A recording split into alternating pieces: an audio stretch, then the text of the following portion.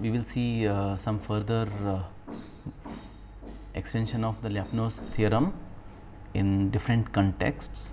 So, we will begin with global asymptotic stability. So, what is global about the asymptotic stability of an equilibrium point?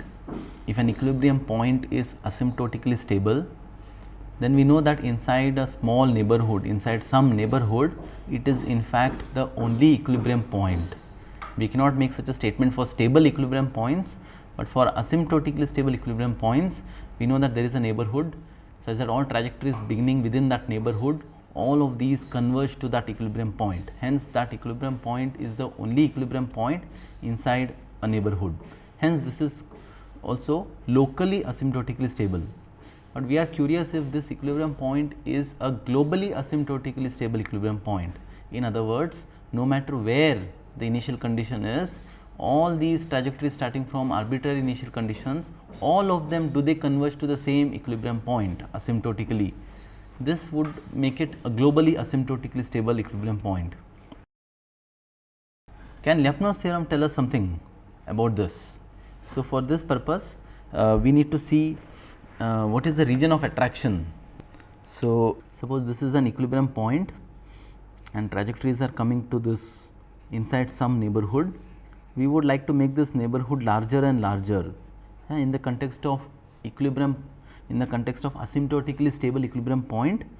We can speak about a region of attraction. No matter where the initial condition starts, inside this region, this equilibrium point is attractive. It attracts all these initial conditions so that the trajectories converge to this equilibrium point. So, we would like to look for a larger set, that is such that all initial conditions inside this set converge to the equilibrium point. So, we can speak of the region of attraction, which is the largest set of all initial conditions, such that starting from this set, starting anywhere from this set, trajectories converge to the equilibrium point. So, the region of attraction being the whole space is what makes that equilibrium point globally asymptotically stable equilibrium point. Of course, this rules out any other equilibrium point. So, of course, when there are some more equilibrium points, then the equilibrium point cannot be a globally asymptotically stable equilibrium point. That time the region of attraction is something genuinely difficult to calculate, but Lyapunov's theorem can give us some estimates. So, let us go back to that particular proof of the Lyapunov's theorem. This was our equilibrium point and we had taken this set omega beta. We had taken a value of beta and we had taken all those particular points whose value is less than or equal to beta, where all those points where the Lyapunov function has value at most beta. Of course, we also saw that if we take a larger beta value, then this omega beta will be larger, because it of course contains this lower value beta set. This is omega beta 2 and this earlier one was omega beta 1. So, because beta 1 is less than beta 2, this omega beta 2 set will contain omega beta 1 set, and we also saw that this omega beta set is positively invariant, and hence starting inside this, trajectories will remain inside this set. Moreover, if the Lyapunov function is strictly decreasing at all points except the equilibrium point, then anywhere it starts inside this omega beta set, it converges. So, we could consider taking larger and larger values of beta and consider the corresponding omega beta set. This particular Greek alphabet is omega, it is capital omega, unlike the smaller omega we have seen. This capital omega is what we also use for ohms. So, if we take a beta 3 value that is very large, then the corresponding omega beta 3 set could look something like this, which is itself another estimate of the region of attraction. So, can we take this beta set larger and larger and construct this omega beta sets? That is the next question. So, this cannot be done for all Lyapunov functions, unfortunately, but whenever we can find a beta value such that the omega beta set is a bounded set, it is automatically closed by the definition, but it is also bounded set. This is not guaranteed for large values of beta. If it is a bounded set, then that particular set is guaranteed to be a region of attraction. So, let us see what can happen for large values of beta. Why would this not be a bounded set for larger values also? So this particular, this is the equilibrium point, its interior and this particular contour itself is what we call omega beta set. Consider only the contour now. A larger value of beta will have a contour that encircles this, that encloses this, but for this beta value a little larger, it is possible that this contour does not close. Yeah, it could go and become very large. We will see some problems about how this beta for these contour sets corresponding to larger values may not close. So this is some possibility that can happen,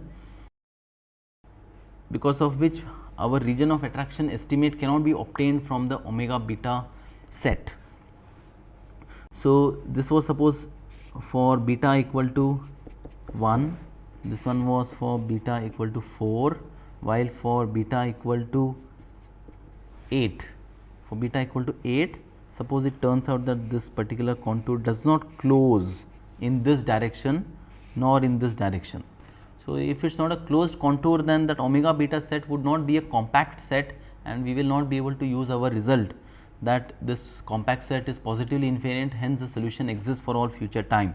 Due to these difficulties, we are not able to get a good bound for the region of good estimate for the region of attraction. So what do we do in this case? Can we have a Lyapunov function that rules out such contour sets? Yeah, that is the next question we will ask. So what is the problem before we formulate the property of such Lyapunov functions? So notice that when we go along this direction, as we go farther and farther from this equilibrium point, the value of beta is not increasing. For example, if this contour does not close for beta equal to 8, then no matter how far you go along this direction, beta equal to 8 value is never reached.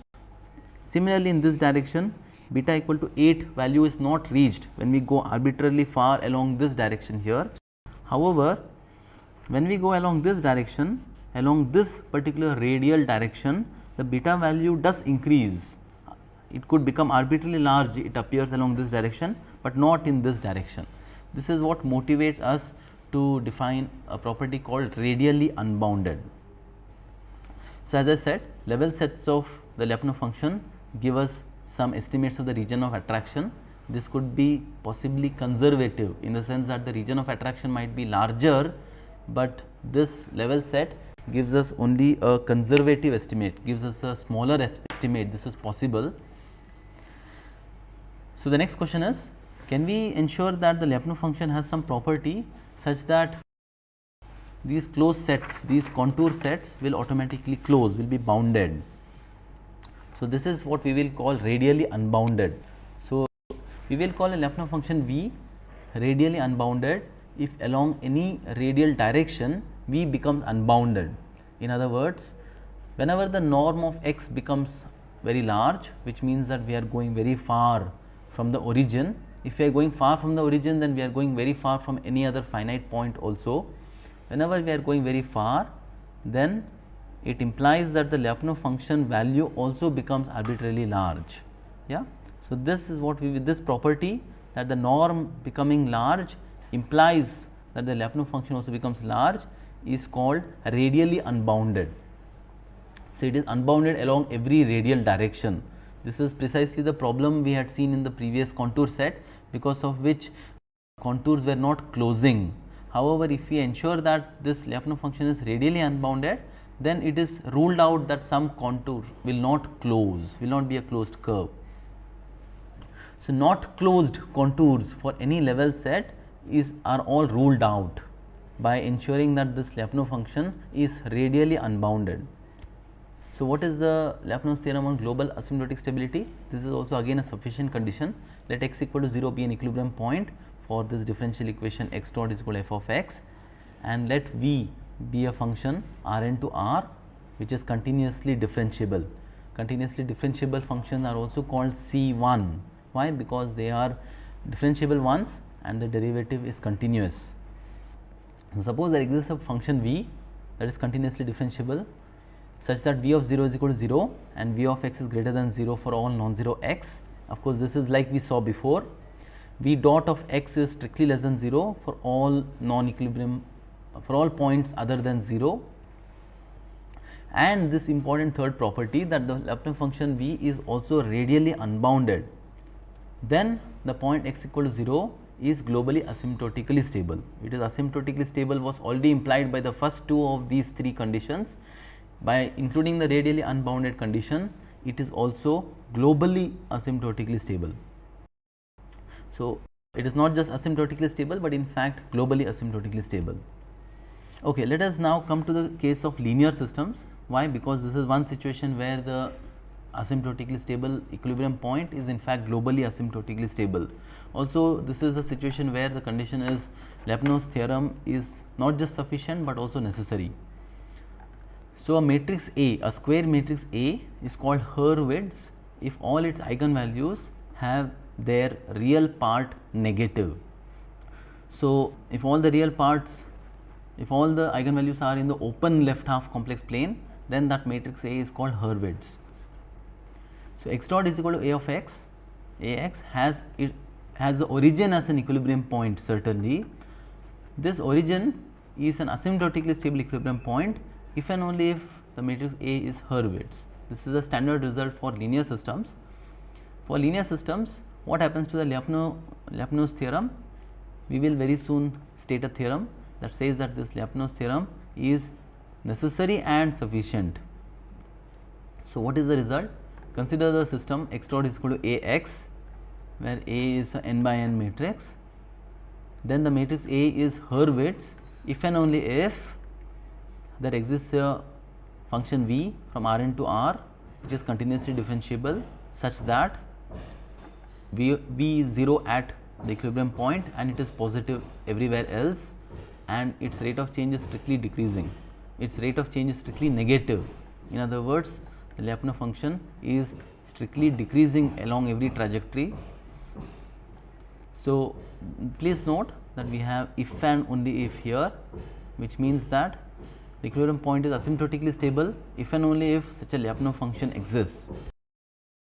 In fact, the Lyapunov's theorem can be utilized in a more nicer way where the rate of change, rate of decrease can be specified.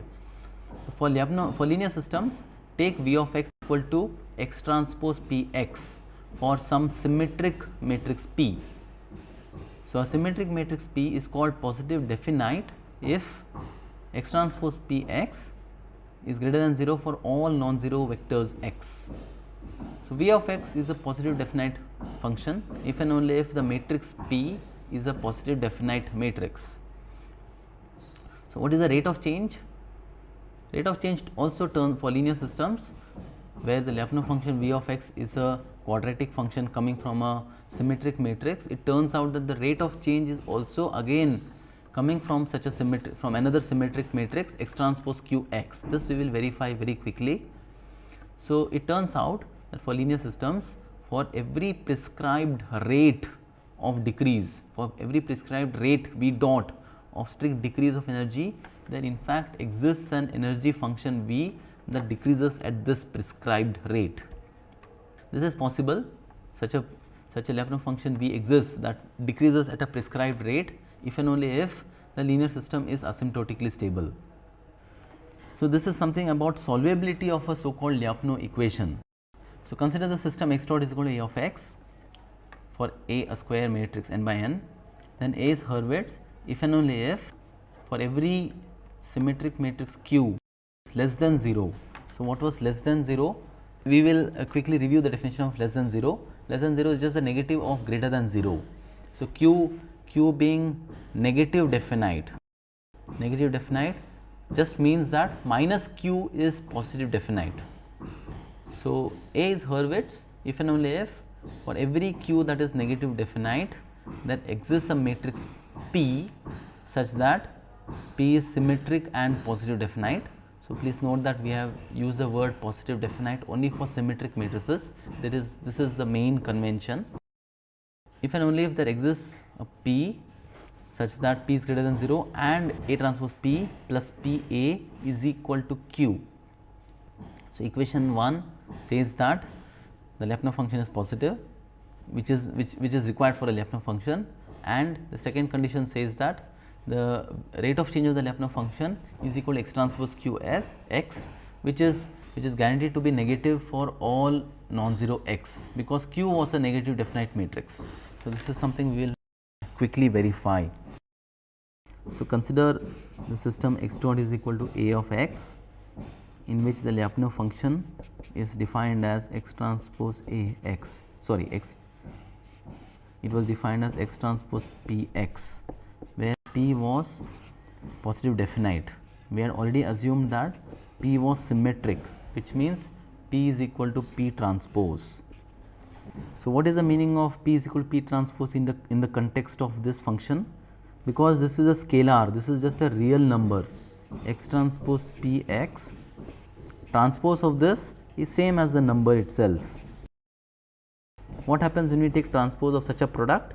We can take transpose of all the individual elements and also reverse the order.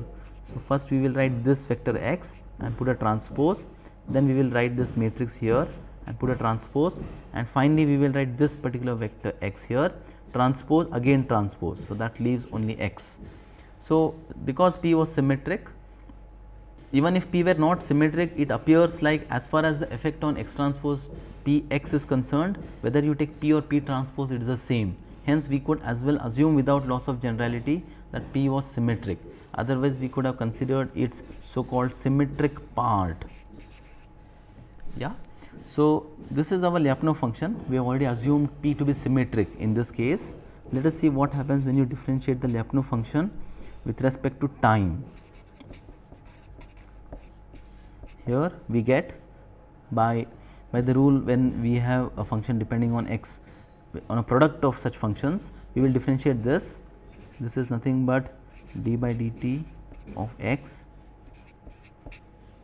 whole transpose times p of x plus x transpose p times d by dt of x. In this particular term, we have differentiated this x. In this particular term, we differentiated this x. Whether you take the derivative first and then take the transpose, or you take the transpose and then differentiate, it is the same. So, this d by dt of x is nothing but a times x. This is our dynamical system. So, this is nothing but a x whole transpose p x plus x transpose p of d by dt of x again is nothing but a x.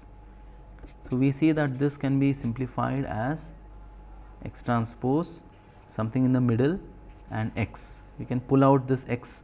This particular term evaluates to x transpose a transpose p x, and this is nothing but,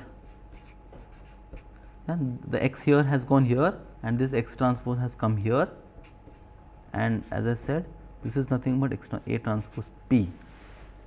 So, the rate of change of this Lyapunov function we have prescribed as equal to x transpose q x. Yeah, this is what we want. What is that q? It is precisely a transpose p plus p a. If p was symmetric, you can check that this particular matrix inside the bracket here is also symmetric. You can take transpose of this whole thing and see that you get back the same two terms. So, it is guaranteed to be symmetric, and it is precisely equal to v dot of x, that is equal to x transpose q x. So, now in other words, prescribed v dot of x equal to x transpose q x. Our rate of change of the Lyapunov function is negative for all non-zero x, which is nothing but the definition of q less than 0, q negative definite matrix. If this is prescribed, it means that a transpose p plus p a is prescribed to be equal to q, and of course, the dynamical system a is already given. Can we find p such that this equation is satisfied? After we are given with a and q, to be given with a is just to be given the dynamical system, while to be given q is to be given a prescribed rate of decrease of the Lyapunov function. So, given A and Q in this matrix equation, each of these three matrices A, P and Q are n by n matrices in which P and Q are symmetric matrices. If A and Q are given, can we find a P such that this equation is satisfied? That is the first question. This particular equation is called the Lyapunov equation. Yeah, this is called, motivated by Lyapunov's theorem, of course, Lyapunov equation. It is a matrix equation. So, we are interested in solvability of this equation. Given A and Q, find a P. Moreover, we are also interested, can we ensure that this P that we have found also satisfies P positive definite. That is what we want from Lyapunov functions. They should also be positive definite functions. So, to this particular result, it says that you can find such a P if and only if the matrix A was Hurwitz. So, let us look at this particular equation slide again. So, consider the system x dot is equal to A of x for A an n by n matrix. Then A is Hurwitz, which means all its eigenvalues are in the left half, open left half plane, if and only if for every prescribed V dot, in other words for every Q negative definite, there exists a matrix P such that P is positive definite and P satisfies the Lyapunov equation. In other words, A transpose P plus PA is equal to Q. So, we are now back to nonlinear systems. We have seen what happens about Lyapunov theorem for linear systems. There it was necessary and sufficient. So, we are here to the situation of nonlinear systems again. So, here it was only sufficient. So, we take a candidate V of x greater than 0 and we check if along the trajectories of x dot is equal to f of x, whether V dot of x is less than 0. In case V dot of x is not less than 0, then there are two possibilities. The equilibrium point is not asymptotically stable. This is one possibility. Other possibility is that we didn't choose our candidate V of x carefully, which means that we should look for another V. We might have some physical reasons, some intuition why the differential equation equilibrium point is in fact asymptotically stable, but our candidate Lyapunov function did not satisfy strictly less than 0. Hence, we should not go ahead and conclude that it is not asymptotically stable, because less than Lyapunov function not negative definite implies any one of these two, possibly both.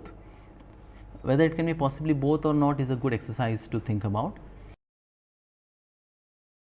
So, because the Lyapunov's theorem is only a sufficient condition for either stability or asymptotic stability, it can be any one of these two cases. So, an important question is, what about the converse? If we knew for sure that the system is asymptotically stable, then can we say that there should exist a Lyapunov function? For the case of linear systems, we have already seen. So, under some conditions on f of x and knowing that the equilibrium point is already stable, by knowing by some other means whether it is possible that we know that the equilibrium point is stable or asymptotically stable, can we guarantee the existence of a Lyapunov function? So, one way to do it is, since we already know that we can find Lyapunov functions for linear systems, the linear system that is obtained by linearizing the nonlinear system at an equilibrium point, that linearized system also can be studied for studying the stability of the equilibrium point. So, suppose small a is an equilibrium point, which means that f evaluated at a is equal to the 0 vector. Define the matrix A as the Jacobian matrix of f at the point A, at the point x equal to a. So, we will very soon see a big matrix definition of this. Del f by del x evaluated at x equal to a. So, consider the linear system z dot is equal to a z. What are the equilibrium points for this? Z equal to 0 is certainly one equilibrium point. It is the only equilibrium point we have seen if and only if A is a non-singular matrix. If A is Hurwitz, then the linear system's equilibrium point, it has only one equilibrium point if A is Hurwitz. Why? Because if A is Hurwitz, all the eigenvalues are in the open left half plane. In particular, no eigenvalue can be at the origin, and hence it is non-singular.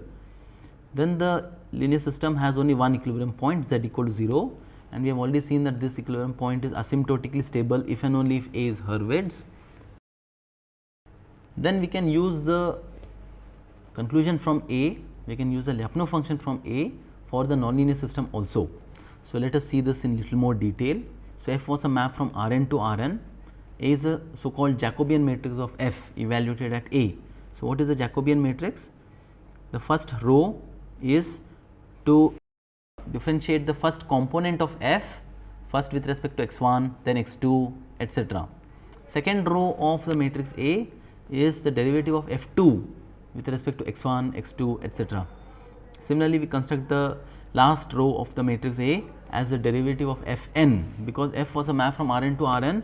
F itself had n components, we call them F1 up to Fn. This Jacobian matrix itself is a function of x1 up to xn. We evaluate that matrix at x equal to A, then it becomes a constant matrix.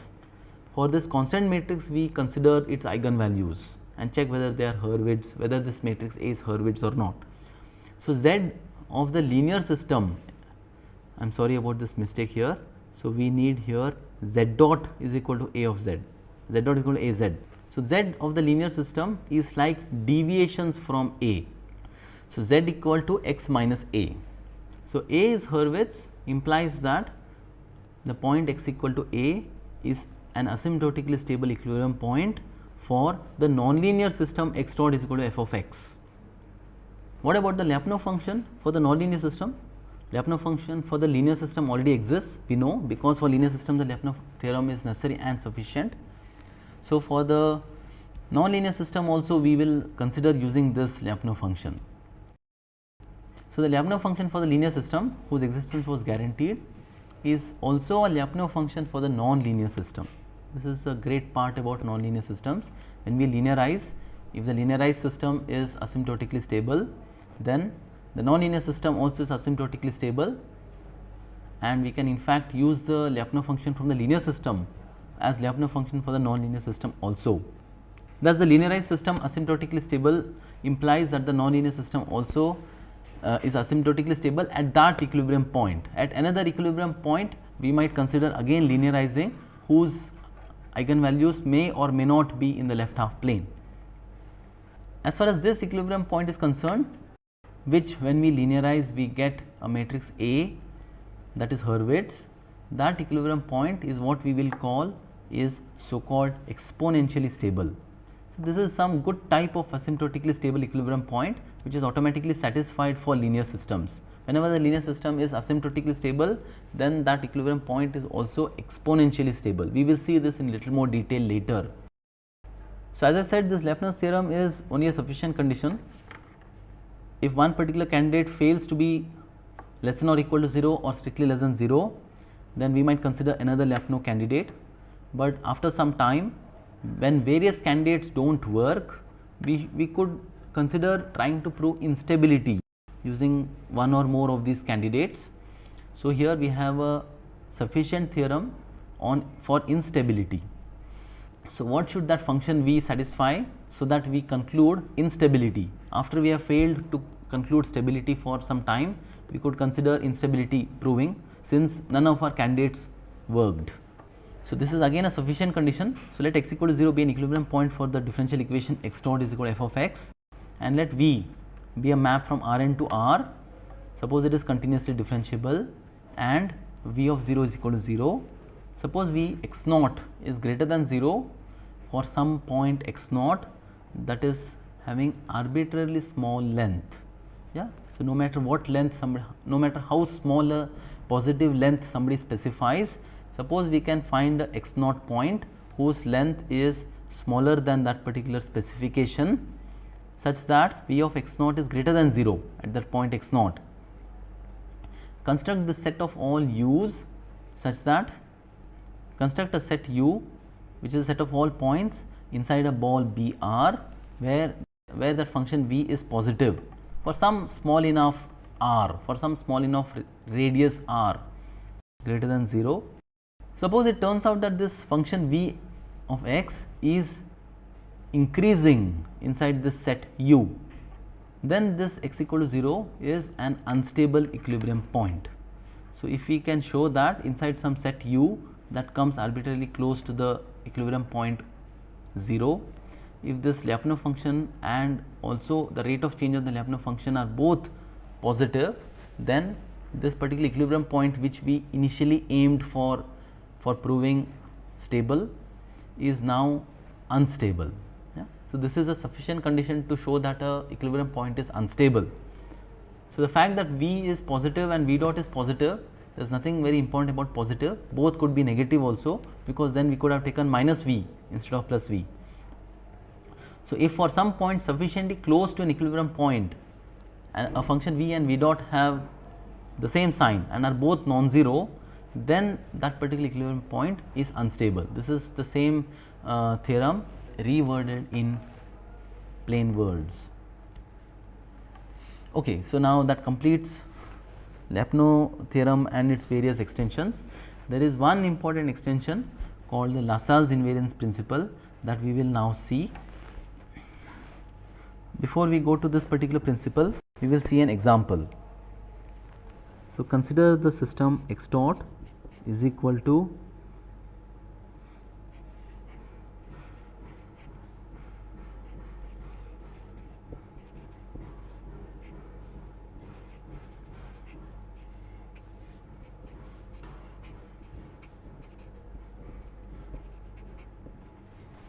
this particular example. For example, this example comes when studying the differential equation of a pendulum. Suppose there is this pendulum and there is this deflection theta, and this is how gravitation acts here. So, then we have two states. Let us call this x1 equal to theta, x2 equal to theta dot. X2 equal to theta dot is nothing but, sorry, this x2 we want to call as theta dot, which is nothing but x1 dot. Notice that this equation is precisely the first equation that is written here. So, also this is a pendulum with some friction. In other words, whenever it is moving at some velocity theta dot, the time there is some rate of decrease of x2 dot coming from frictional force. This b times x2 has the interpretation that there is some deceleration because of friction. In other words, the second differential equation says that this is coming from just one second order differential equation.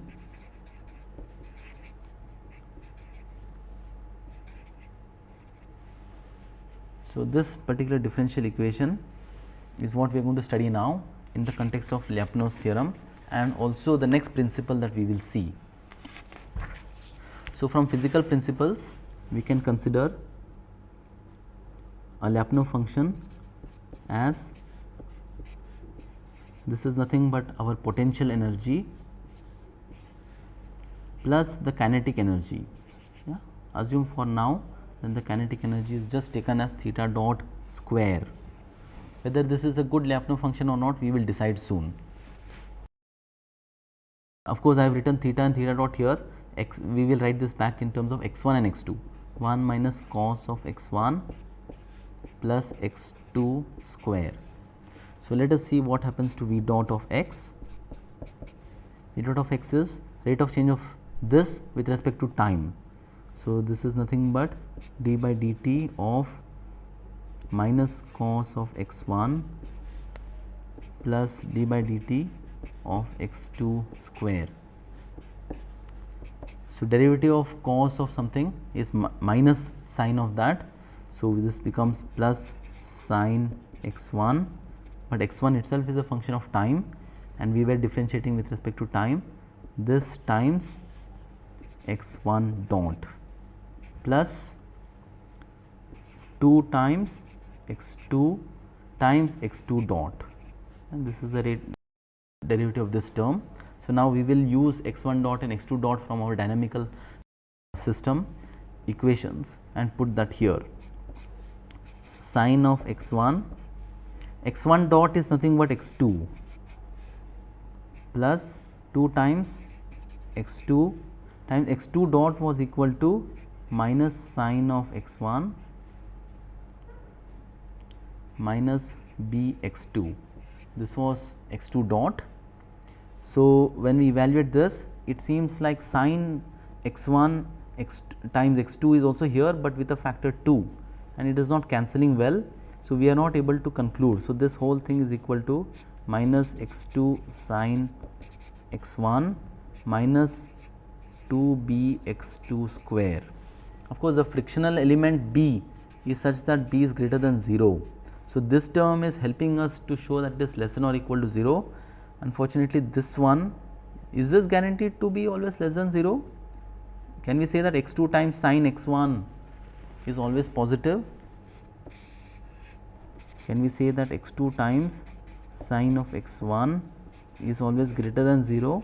If we could say this, then this would always be less than 0, and we would show that the pendulum is a stable, has x1 and x2 equal to 0, 0 as a stable, asymptotically stable equilibrium point. In fact, we are not able to say this. Of course, that only means that that could mean that this Lyapunov function was not a good candidate. But then we could also go back and see that, look, this was not really kinetic energy. While this is potential energy, this is not kinetic energy. We could consider dividing by 2. So, let me make a change on the same slide with a different color pen.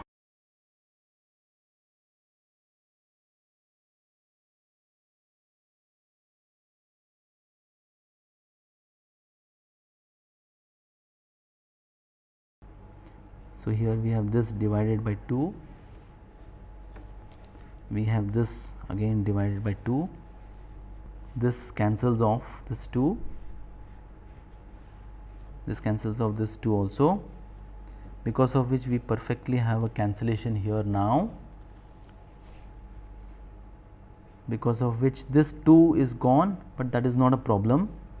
So, now we have that this is equal to, we will see the same example in a different context also, but at least here it appears that v of x equal to 1 minus cos of x1 plus x2 square, not a Lyapunov function, but v of x equal to 1 minus cos of x1 plus x2 square by 2 has v dot of x equal to minus bx2 square, which is less than or equal to 0. Hence, equilibrium point 0, 0 is stable. Of course, we should have checked that the equilibrium point, whether 0, 0 is an equilibrium point to begin with. One can verify in the system of equations that 0, 0 is indeed an equilibrium point. That is why we are trying to study whether this equilibrium point is stable, unstable, asymptotically stable. So, the pendulum with some friction has been shown to be a stable equilibrium point. Is this asymptotically stable? Can we say that this is strictly less than 0 whenever x1 and x2 are both not equal to the 0, 0 point? Can we say strictly less than 0 for the second candidate? And the first one was not a Lyapunov function. For the second one, in other words, if we say b, if v dot of x equal to 0, does that imply that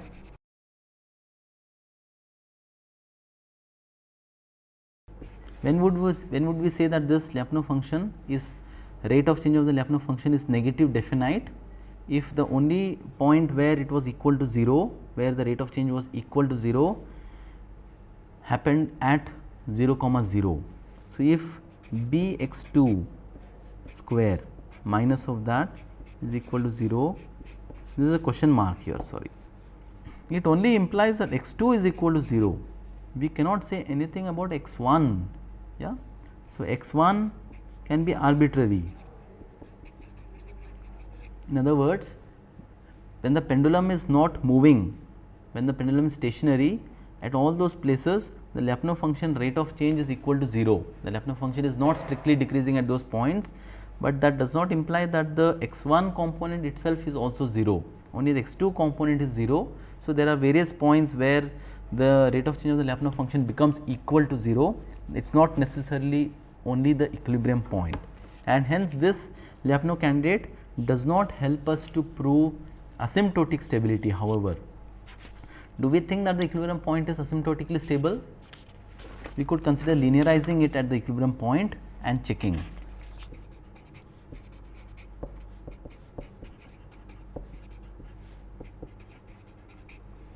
So, equilibrium point is x1 comma x2 equal to 0 comma 0. So, we can differentiate this and construct our matrix A. The first function is not a function of x1, hence we have 0 here. This is a function of x2. Rate of change of this, the partial derivative of this function with respect to x2 is equal to 1. Second function, this is our f2. So, this is equal to f1 of x1 comma x2, and the second one is equal to f2 of x1 comma x2. So, we are going to use our big matrix that we saw in the slide. Here the component, the value that comes here is derivative of f2, partial derivative of f2 with respect to x1. In other words, derivative of this with respect to x1. So, this is equal to minus cos of x1, and what comes here is derivative of this f2 with respect to x2, which is equal to minus b, and this is expected to be a function of x1 and x2. So, we have to be evaluating at x1 comma x2 equal to 0 comma 0. So, when evaluated at this point, we get this equal to 0 1 minus 1 minus b. Cos of 0 is equal to 0, cos of 0 is equal to 1, sorry. So, what about this matrix? Does it have eigenvalues in the open left half plane? At least our Lyapunov function could not prove it is asymptotically stable, but the linearized system, let us investigate the eigenvalues of the linearized system. The eigenvalues of A, in other words eigenvalues of this matrix, assuming B itself, the friction is caused by some B that is positive, only then it is deceleration due to friction. Yeah? So, eigenvalues of A can be found by finding the determinant of S I minus A, in other words determinant of S minus 1 plus 1 S plus B, this is equal to S times S plus B plus 1, this is S square plus BS plus 1. So, what can we say about the roots of this polynomial? Roots of this polynomial is precisely the eigenvalues of this matrix A. We have constructed the characteristic polynomial and found the determinant of the Si minus A matrix, and its roots of S square plus Bs plus 1. Of course, we could use the quadratic equation and find the roots. By using that B is positive, it will turn out that the roots are in the left half complex plane. Why? The roots have product equal to plus 1. We could evaluate this so that we do not need to discuss in detail why the roots are in the left half plane. Roots are equal to minus b plus minus square root of b square minus 4ac.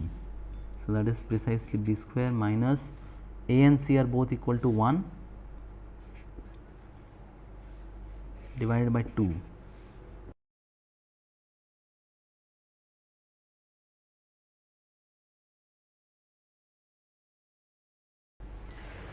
So, suppose roots need not be real, roots could be either real or complex. If the roots are complex, which means b square is less than 4, then because b itself is positive, then roots in, we will call this open left half complex plane. If the roots are complex roots, when would we have complex roots? If this discriminant is negative, in other words b square is less than 4, that is when this quantity within the square root bracket under the square root sign becomes negative. In that case, The imaginary part is positive for one, negative for the other, but the real part is minus b by 2, and we already assume that b is positive, and hence clearly the roots are in the left half complex plane and they are complex. But what about when the roots are real? That means b square is greater than or equal to 4. When b square is greater than or equal to 4, then can we say that square root of b square minus 4 in absolute value is less than or is strictly less than b, again in absolute value. Yeah, why? Because you see this b square is greater than 4 and this is some number from which we have subtracted 4 and then taking the square root, and it cannot be even equal to b, it will be strictly less than b. Yeah, in other words, this minus b plus minus square root of b square minus 4, this quantity itself in absolute value will be less than 0. Yeah, when b square minus 4 we take positive root and we add that to minus b, I am sorry, without the absolute sign. So minus b plus b square minus 4 is also negative. Why? Because b square minus 4 quantity itself is less than b in absolute value. Of course, when both are negative, it will only be further negative. So whether as long as b is positive, whether the roots are real or complex, they are in the left half complex plane. So again, roots in C minus. So we have investigated both the cases, whether the roots are real or complex. We know that the eigenvalues of that matrix are in the open left half plane. Open meaning it is not on the imaginary axis also, it is strictly in the left half complex plane. So what did we conclude from this? Linearized system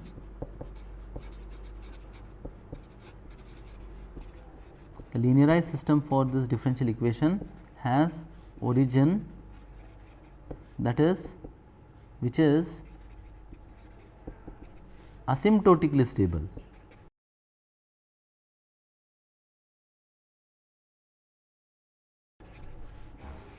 Even though our Lyapunov function constructed from physical principles, what physical principle? We use a Lyapunov function as a notion of energy in which we added the potential energy and the kinetic energy. In the kinetic energy term, we ensured that the number 2 is important. To divide by 2, divide the velocity square by 2 was required. In spite of constructing the energy function from physical principles, we could not prove that the origin is an asymptotically stable equilibrium point. We could only show that it is stable.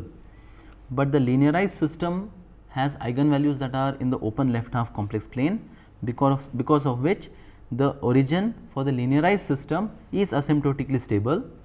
So there should exist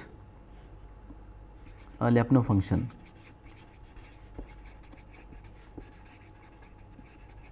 this particular symbol just says there exists.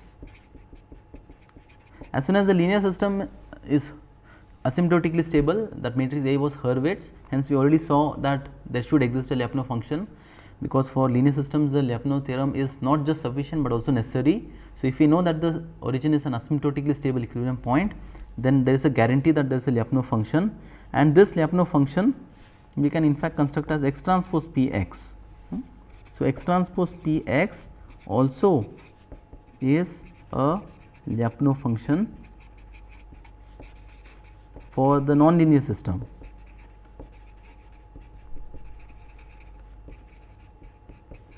So we know that there should exist some Lyapunov function, even though that did not could not be motivated from physical energy principles. There should exist a Lyapunov function which can in fact prove asymptotic stability. So how do we actually find this?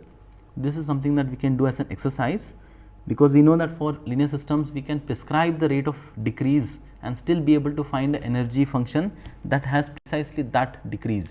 This energy function is also guaranteed to be positive definite, simply because the matrix A was Hurwitz.